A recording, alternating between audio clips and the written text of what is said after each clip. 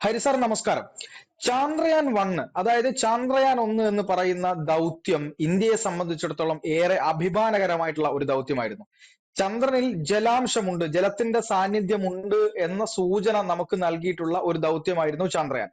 പക്ഷേ ചാന്ദ്രയാൻ 1 നിന്ന് ചാന്ദ്രയാൻ 3 എത്തുമ്പോൾ ചാന്ദ്രയാൻ 3 ഇപ്പോൾ നമ്മൾ പ്രതീക്ഷിച്ചതിനേക്കാൾ ഉപരിയായി ശാസ്ത്രലോകം അവിടെ ഉണ്ട് എന്ന് കരുതപ്പെടുന്നതിനേക്കാൾ കൂടുതലായിട്ട് ജലത്തിന്റെ സാന്നിധ്യം ചന്ദ്രനിലുണ്ട് എന്നുള്ള തരത്തിലുള്ള വാർത്തകൾ അല്ലെങ്കിൽ സൂചനകളൊക്കെ തന്നെ ചാന്ദ്രയാൻ 3 കണ്ടെത്തിയിരിക്കുന്നു എന്ന വാർത്തകളാണ് ഇപ്പോൾ പുറത്തോട്ട് വരുന്നത്. ഇത് ഇന്ത്യയെ സംബന്ധിച്ചിടത്തോളം ഏറെ അഭിമാനകരമാണ് എന്നാണ് മനസ്സിലാവുന്നത്. ശാസ്ത്ര ലോകത്തിനും ഇത് വളരെ സഹായകരമാവുന്നു എന്നാണ് മനസ്സിലാവുന്നത്.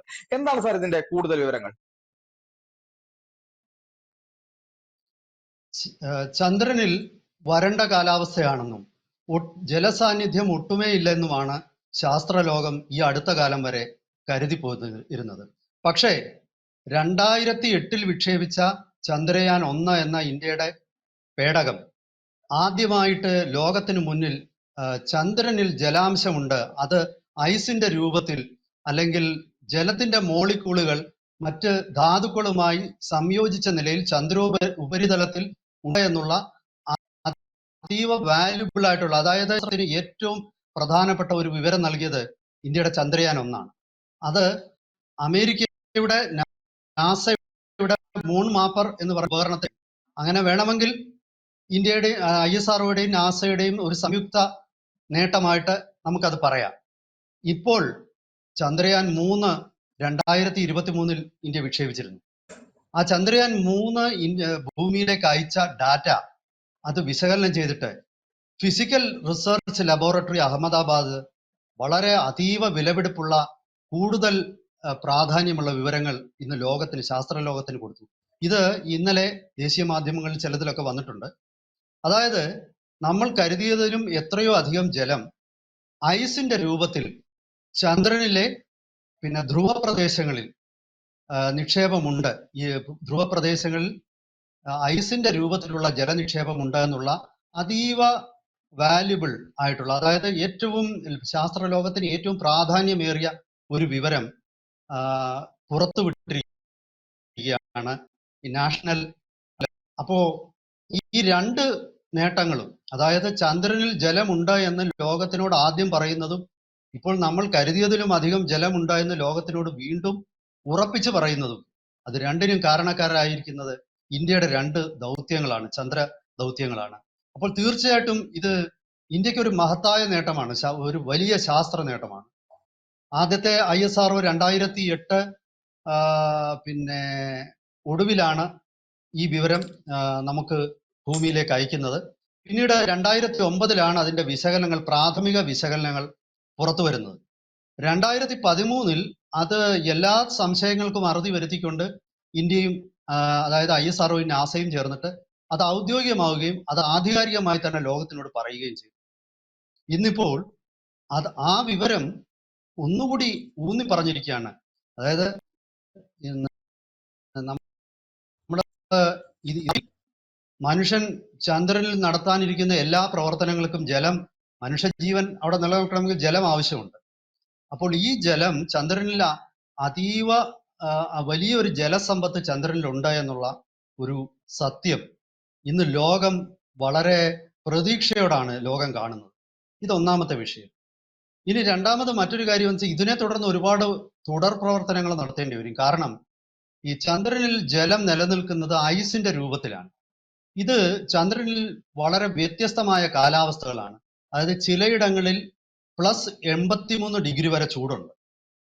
കാരണം അവിടെ അന്തരീക്ഷമില്ലാത്തതുകൊണ്ട് സൂര്യന്റെ താപം അങ്ങോട്ട് പ്രവേശിക്കുന്നതിനെ തടുത്തു നിർത്താനായിട്ടുള്ള ഒരു തരത്തിലുമുള്ള മാർഗങ്ങളില്ല. അത് നമ്മുടെ ഭൂമിയിലെ അന്തരീക്ഷവും ഓസോൺ പാളികളും ഇങ്ങനെയൊക്കെയുള്ള പല ഘടകങ്ങൾ കൊണ്ടാണ് നമ്മുടെ ഭൂമിയിൽ സൂര്യപ്രകാശം അതീവ നമുക്ക് പറ്റാത്ത രീതിയിലുള്ള ചൂട് ഇവിടെ അനുഭവപ്പെടാത്തത്. പക്ഷെ ചന്ദ്രനിൽ അതില്ല. എന്നാൽ മറ്റു ചില ഭാഗങ്ങളിലാണെങ്കിൽ -170 ഒക്കെയാണ് താപനില, അതായത് അത്ര തണുപ്പുണ്ട്.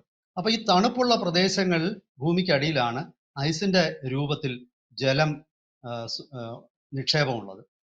അപ്പൊ ഇതിൽ അവിടെ ഒരു പ്രശ്നമുള്ളത്, ഈ ഐസ് പുറത്തേക്ക് എടുത്താൽ ഇത് ജലമാകില്ല, ലിക്വിഡ് ആകില്ല. പകരം ഖരവസ്തുവിൽ നിന്നും നേരിട്ട് അത് ബാഷ്പമായിട്ട് മാറും.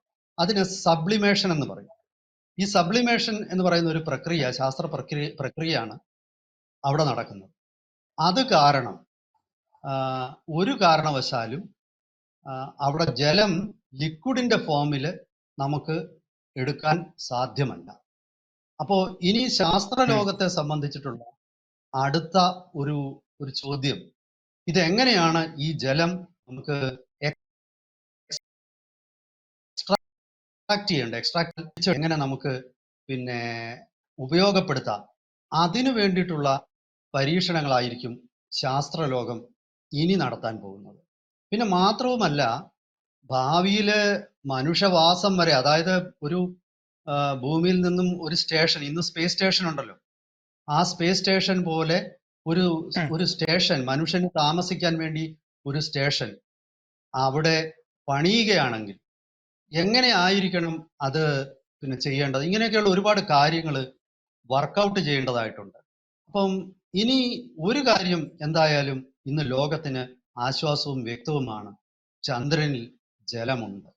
അത് ഐസിന്റെ രൂപത്തിൽ നിക്ഷേപം, ജലത്തിന്റെ നിക്ഷേപമുണ്ട് പല സ്ഥലത്തും. ഭൂമിയുടെ ചന്ദ്രന്റെ ഉപരിതലത്തിൽ അത് ധാതുക്കളുമായി ചേർന്ന് വാട്ടർ മോളിക്യൂൾസ് അവിടെ എടുക്കണം എന്നുള്ളതാണ് ഇന്ന് ശാസ്ത്രലോകത്തിന്റെ മുൻപുള്ള ഒരു ചോദ്യം. അപ്പോ ഇത് ഞാനീ പറഞ്ഞത്, ഈ രണ്ട് പരീക്ഷണങ്ങളിൽ ഈ രണ്ട് സത്യങ്ങളും അതായത് ചന്ദ്രനിൽ ജലമുണ്ടെന്നും ജലം വളരെയധികം ഉണ്ടെന്നും ഈ രണ്ട് സത്യങ്ങളും ലോകത്തോട് വിളിച്ചു പറയുന്നത് നമ്മുടെ ISROയുടെ നേട്ടമാണ്. അതായത് ഇന്ത്യയുടെ ഒരു പിന്നെ വളരെ ചെലവ് കുറഞ്ഞ ഇന്ത്യയുടെ ഒരു പരീക്ഷണമാണ് ഈ ലോകത്തിന് മുന്നിൽ ഇതെല്ലാം അവതരിപ്പിച്ചത് എന്നുള്ളത് അതീവ സന്തോഷകരവും അതീവ അഭിമാനകരവുമായ ഒരു നേട്ടമായിട്ട് ഇന്ത്യക്ക് കരുതാം. ഇനി ഇതിൽ മറ്റൊരു വശമുള്ളത്, ശരിക്കും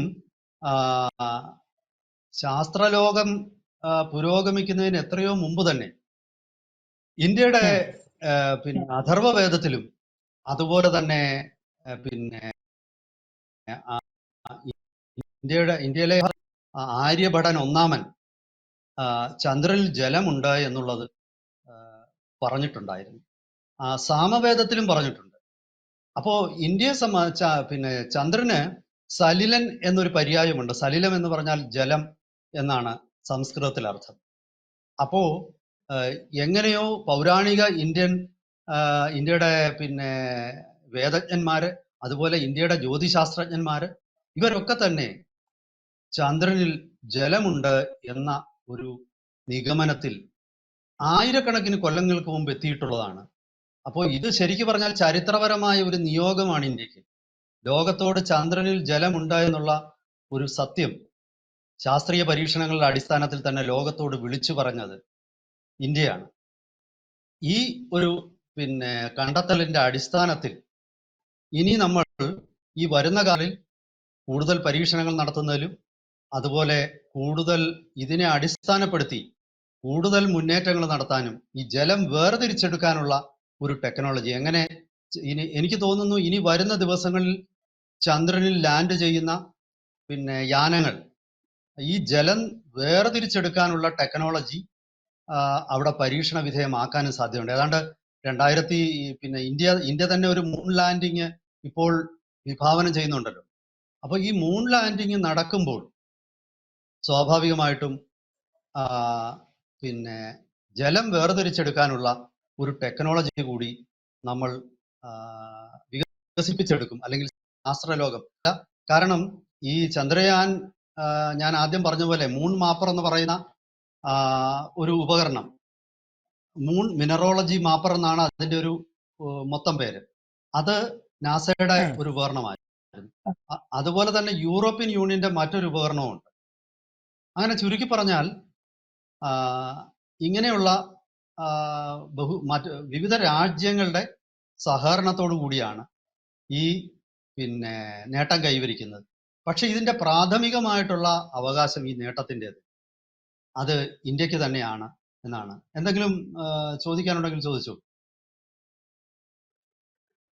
അല്ല, നമ്മുടെ വേദങ്ങളിലൊക്കെ വളരെ കൃത്യമായി ഈ പറയുന്നു എന്ന് അങ്ങ് പറഞ്ഞല്ലോ. അതുപോലെ തന്നെ ആര്യഭടൻ ഈ കാര്യം പറയുന്നു എന്ന് പറയുന്നുണ്ട്. സാംസ്കാരികപരമായിട്ടും അതുപോലെ തന്നെ ആത്മീയപരമായിട്ടും ഏറെ അറിവുള്ള ഒരു നാടാണ് ഇന്ത്യ എന്ന് പറയുന്നത്, അല്ലെങ്കിൽ ഭാരതം എന്ന് പറയുന്നത്. ഭാരതത്തിലെ ആചാര്യന്മാർ പറഞ്ഞു വെച്ച പല കാര്യങ്ങളും ശാസ്ത്രീയമായി, അതായത് ശാസ്ത്രം പുരോഗമിക്കുമ്പോൾ പിന്നീട് അത് സത്യമാണ്, അല്ലെങ്കിൽ അതുമായി ബന്ധപ്പെട്ട കുറെ കാര്യങ്ങൾ ഉണ്ട് എന്ന് മനസ്സിലാവുന്ന രീതിയിലേക്ക് കാര്യങ്ങൾ പോകുന്നു എന്നതും കൂടെ ഈ വിഷയത്തിൽ കാണണമെന്ന് ഞാൻ വിചാരിക്കുന്നു. അത് നമ്മൾ കഴിഞ്ഞ ഒരു ചർച്ചയിൽ നടത്തിയതുപോലെ ഗംഗയിൽ ബാക്ടീരിയോഫേജസ് എന്ന് പറയുന്ന ഒരു സംവിധാനം അല്ലെങ്കിൽ ഒരു പ്രതിഭാസം എത്രത്തോളം ഉണ്ട് എന്നുള്ളതും, അതുമായി ബന്ധപ്പെട്ട് ഗംഗയിലെ ജലത്തിന്റെ ശുദ്ധി വളരെയധികം കൂടുതലാണെന്നും, ഇതൊക്കെ നമ്മുടെ പുരാണങ്ങളിൽ അല്ലെങ്കിൽ നമ്മുടെ വേദങ്ങളിലൊക്കെ പറയുന്ന കാര്യങ്ങളാണ്. ഇത്തരത്തിൽ ഓരോ കാര്യങ്ങളും കൂടെ തെളിയിക്കപ്പെടുകയല്ലേ ഇത്തരം ചില പുതിയ പുതിയ ശാസ്ത്രീയമായ കണ്ടുപിടുത്തങ്ങളിലൂടെ. അതും കൂടി ഒന്ന് പറഞ്ഞു പോകാമെന്ന് തോന്നുന്നു. തീർച്ചയായിട്ടും പൗരാണിക കാലത്ത് തന്നെ ജ്യോതിശാസ്ത്രം ഇന്ത്യയിൽ വളരെ മുന്നേറിയിരുന്നു. കാരണം ലോകത്ത് മറ്റാരും ഈ പിന്നെ ചന്ദ്രഗ്രഹണത്തെയോ സൂര്യഗ്രഹണത്തെയോ കുറിച്ചൊക്കെ പറയുന്നതിന് മുമ്പ് തന്നെ ഇന്ത്യയിലെ ജ്യോതിശാസ്ത്രജ്ഞന്മാര് അത് പ്രവചിക്കാനുള്ള ഒരു പിന്നെ കണക്ക് അവര് രൂപപ്പെടുത്തിയെടുത്തിരുന്നു. ഈ വ്യക്തിപരമായിട്ട് ജ്യോതിഷത്തിലെ പ്രവചനത്തിൽ വിശ്വസിക്കുന്ന ആളല്ല ഞാൻ. പക്ഷെ എന്നിരുന്നാലും ഇത്തരം കാര്യങ്ങൾ നമ്മുടെ പിന്നെ ജ്യോതിഷത്തിൽ ഉണ്ടായെന്നുള്ളത് അത് ആർക്കും നിഷേധിക്കാൻ പറ്റുന്നില്ല. കാരണം ഗ്രഹണം നമുക്കറിയാം, ചന്ദ്രഗ്രഹണവും ഒക്കെ നമ്മുടെ ജ്യോതിഷന്മാർ, ഇപ്പൊ ഞാൻ ആദ്യം പറഞ്ഞ ആര്യഭടൻ ജ്യോതിഷൻ എന്നുള്ളതിന് മാത്രമല്ല, അദ്ദേഹം ഒരു ജ്യോതിശാസ്ത്രജ്ഞനുമായിരുന്നു. അപ്പോ നമ്മള് പലപ്പോഴും മനുഷ്യ ജീവിതവുമായി ഇതിനെ ബന്ധപ്പെടുത്തും. ഒരുപക്ഷെ ആധുനിക കാലത്ത് ഇത് പലപ്പോഴും അന്ധവിശ്വാസം എന്നുള്ള രീതിയിലൊക്കെ ചിന്തിക്കാൻ ഇടവന്നത് ഇത് മനുഷ്യ ജീവിതത്തിലേക്ക് അപ്ലൈ ചെയ്തുകൊണ്ട് നടത്തുന്ന ചില പ്രവചനങ്ങളും, അപ്പോൾ അത് ഒരുപക്ഷെ കൈകാര്യം ചെയ്യാനുള്ള വേണ്ടത്ര പഠനമില്ലാത്തതോ അല്ലെങ്കിൽ അതിനെക്കുറിച്ച് പ്രത്യേകിച്ച് ഗഹനമായ ജ്ഞാനമില്ലാത്തവരോ ഒക്കെ ആയതുകൊണ്ടായിരിക്കും. എന്തോ എനിക്ക് അതിനെ കുറിച്ച് അത്ര മാത്രം പറയാൻ പറ്റുന്നുള്ളൂ. പക്ഷേ ഒരു കാര്യം വളരെ വ്യക്തമാണ്, നമ്മുടെ വേദങ്ങളിലും അതുപോലെ പൗരാണികമായ ഗ്രന്ഥങ്ങളിലും. കാരണം പൗരാണിക ലോകത്തെ ഒരുപാട് കണ്ടുപിടുത്തങ്ങൾ പൂജ്യം തൊട്ടുള്ളത് പലരും പറയുന്നുണ്ട്. പൂജ്യമൊക്കെ ഇത് ഈ അടുത്ത ദിവസം പിന്നെ കോൺഗ്രസ് വക്താവ് ഷമാ മുഹമ്മദ് പറയുന്ന കണക്ക് അറബികളാണ്. കണക്ക് അറബികളൊന്നും അല്ല, പൂജ്യം ഇന്ത്യയിൽ നിന്നാണ് അറേബ്യയിൽ ചെല്ലുന്നത്. ശരിക്കും അങ്ങനെയാണ്. ഇന്ത്യയിലാണ് പൂജ്യം ആദ്യമായിട്ട് കണ്ടുപിടിക്കുന്നത്. പിന്നീട് അറബികൾ അത് ഇന്ത്യയിൽ നിന്ന് മനസ്സിലാക്കി, പാശ്ചാത്യ ലോകം അറബികളിൽ നിന്ന് മനസ്സിലാക്കിയത് കൊണ്ട് പാശ്ചാത്യ ലോകത്തിന് അങ്ങനെ ഒരു തെറ്റിദ്ധാരണ വന്നു. അതാണ് സംഭവിച്ചത്. യഥാർത്ഥത്തിൽ ഈ ശാസ്ത്രം എന്ന് പറയുന്നത്, അതായത് മാത്തമാറ്റിക്സ് പ്രത്യേകിച്ചു പിന്നെ നമ്മുടെ കേരളത്തിൽ തന്നെ വളരെ അറിയപ്പെടുന്ന മാധവാചാര്യർ എന്നൊക്കെ പറയുന്ന വലിയ പിന്നെ ഗണിത ശാസ്ത്രജ്ഞർ കേരളത്തിൽ ഉണ്ടായിരുന്നു. ഒരുപക്ഷെ നമ്മൾ ഇന്ന് നോക്കുമ്പോൾ കാണാം, ഇന്നും ഒരു സുപ്രഭാതത്തിൽ പെട്ടെന്ന് ലോക ചെസ്സിലെ, അതായത് ചെസ്സിലും ഒരു കണക്കൂട്ടലിന്റെ ഗെയിമാണ് ചെസ്സും, അതിൽ പോലും പെട്ടെന്ന് ഇന്ത്യക്കാരുടെ ഒരു കുതിച്ചുകയറ്റം നമ്മൾ കാണുന്നുണ്ട്. അപ്പോ നമ്മളെ സംബന്ധിച്ചിടത്തോളം ഈ ശാസ്ത്രവും പിന്നെ അതുപോലെ തന്നെ സാങ്കേതിക വിദ്യയും ഒന്നും അന്യമല്ല. ഇപ്പൊ പലരും ഇത് ഉൾക്കൊള്ളാൻ അവർക്ക് മടിയാണ്. എന്താണെന്ന് വെച്ചാൽ നമ്മൾ പാശ്ചാത്യ ലോജിക്കാണ് നമ്മൾ പഠിച്ചിരിക്കുന്നത്. അപ്പൊ സ്വാഭാവികമായിട്ടും നമുക്ക് ചെയ്യാനോ താല്പര്യമില്ല. ഈ പലപ്പോഴും ഒരു മനഃശാസ്ത്രത്തിൽ ഒരു പദമുണ്ട്, ആങ്കറിങ് ബയസ് എന്ന് പറയും. ഈ ആങ്കറിങ് ബയസ് എന്ന് പറഞ്ഞു കഴിഞ്ഞാൽ നമ്മൾ പഠിച്ചു വന്നിട്ടുള്ള പല കാര്യങ്ങൾക്ക് വ്യത്യസ്തമായ മറ്റെന്തെങ്കിലും ഒരു സത്യം അത് തെളിവോടുകൂടി തന്നെ വേറൊരാൾ നമ്മളുടെ മുമ്പിൽ അവതരിപ്പിച്ചാൽ നമ്മൾ അത് അംഗീകരിക്കില്ല. കാരണം നമ്മുടെ തലച്ചോറ് അപ്പോഴേ അതിനെ തള്ളിക്കളയും. ഇത് ഇങ്ങനൊന്നും സംഭവിക്കാൻ പാടില്ല, ഇങ്ങനൊന്നും സംഭവിക്കില്ല എന്നുള്ള മുൻധാരണയിലാണ് നമ്മുടെ മനസ്സ് പ്രവർത്തിക്കുന്നത്, അല്ലെങ്കിൽ നമ്മുടെ തലച്ചോറ് പ്രവർത്തിക്കുന്നത്. ഒരുപക്ഷെ നമ്മുടെ നാട്ടിൽ ഒരുപാട് ഇത്തരം തലച്ചോറുള്ള ആൾക്കാരുണ്ട്. അവര് പലപ്പോഴും വിദേശികളും വിദേശ ശാസ്ത്രജ്ഞന്മാരും ഒക്കെ പിന്നെ പല കാര്യങ്ങളും നമുക്ക് ബോധ്യപ്പെടുത്തി തരുമ്പോൾ മാത്രമാണ് നമ്മളുടെ തന്നെ കണ്ടുപിടുത്തങ്ങൾ, നമ്മളുടെ അറിവുകൾ തന്നെ നമ്മളുടെ ആധുനിക ശാസ്ത്രവരായിരിക്കുന്നത്. അവരൊരിക്കലും നിലവിലുള്ള ഭാരതീയ ഗ്രന്ഥങ്ങൾ അംഗീകരിക്കാൻ തയ്യാറല്ല. അപ്പോ ഈ വിഷയത്തിലും അങ്ങനെ തന്നെയാണ്. പാർത്ഥൻ പറഞ്ഞതുപോലെ നമ്മുടെ പൗരാണിക ഗ്രന്ഥങ്ങളിലും നമ്മുടെ പ്രാചീന ശാസ്ത്ര ഗ്രന്ഥങ്ങളിലും പ്രാചീന വാന നിരീക്ഷകരും ജ്യോതിശാസ്ത്രജ്ഞന്മാരും എല്ലാം തന്നെ ചന്ദ്രനെ ജലം ഉള്ള ഒരു ഗ്രഹമായിട്ടോ, അല്ലെങ്കിൽ ഗ്രഹം എന്നുള്ളത് ഒരുപക്ഷെ ഇന്ന് നമ്മൾ ഉപഗ്രഹം എന്ന് പറയും, അത് അവർക്ക് അറിയാമായിരുന്ന ഒരു സത്യമാണ്. അത് ശാസ്ത്രലോകം ഇന്ന് ഊട്ടിയുറപ്പിച്ചിരിക്കുന്നു. എന്തായാലും ഇനി വരാൻ പോകുന്ന ദിവസങ്ങളിൽ അവിടുന്ന് ജലം വേർതിരിച്ചെടുക്കാനുള്ള ടെക്നോളജിയും നമ്മൾ കണ്ടുപിടിക്കും എന്ന് തന്നെ നമുക്ക് പ്രതീക്ഷിക്കാം. തീർച്ചയായിട്ടും. എന്തായാലും ഭാരതത്തെ സംബന്ധിച്ചിടത്തോളം മറ്റു ലോകരാജ്യങ്ങളുടെ മുമ്പിൽ ഏറെ അഭിമാനകരമായിട്ടുള്ള ഒരു മുന്നേറ്റം തന്നെയാണ് നമ്മൾ നടത്തിയിട്ടുള്ളത്. ഇന്ത്യയുടെ ആത്മീയത എന്ന് പറയുന്നത് പ്രകൃതിയിൽ നിരീക്ഷിച്ച് അതുമായി ബന്ധപ്പെട്ട കാര്യങ്ങൾ കണ്ടെത്തി പുതിയ പുതിയ കാര്യങ്ങൾ അവതരിപ്പിക്കുന്നത് കൂടിയാണ്, അങ്ങനെ ആയിരുന്നു എന്നുള്ളതും കൂടിയാണ് അങ്ങയുടെ ഈ വാക്കുകളിലൂടെ മനസ്സിലാവുന്നത്. എന്തായാലും ഈ ചർച്ചയുമായി സഹകരിച്ചതിന് അങ്ങേക്ക് ഒരുപാട് നന്ദി. കൂടുതൽ വാർത്തകളും വിശേഷങ്ങളും നിങ്ങളിലേക്ക് എത്താൻ ABC മലയാളം സബ്സ്ക്രൈബ് ചെയ്യുക, ബെൽ ബട്ടണും അമർത്തുക.